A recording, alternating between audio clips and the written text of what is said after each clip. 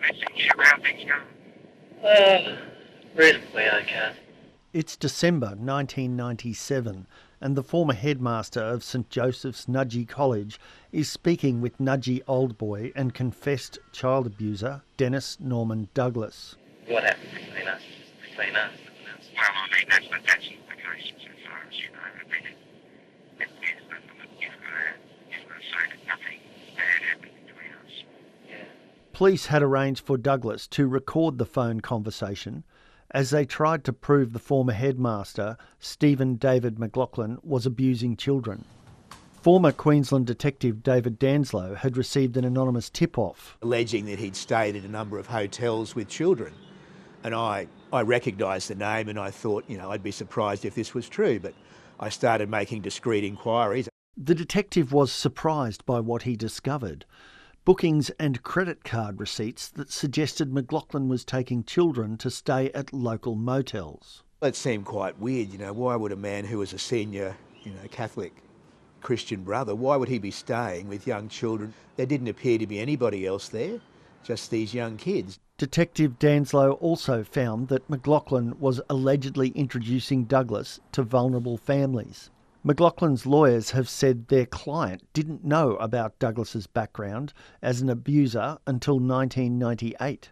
Danslow also found David Wilson, who alleged he was abused at age 15 by McLaughlin. His sister Christina claims McLaughlin destroyed the vulnerable teenager's life.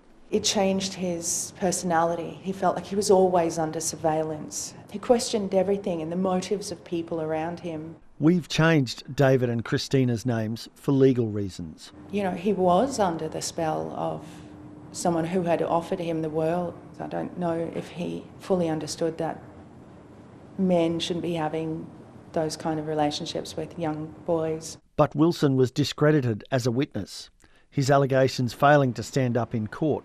Despite this, in 2017, the Christian brothers acknowledged his allegations of appalling abuse when Wilson successfully sought compensation.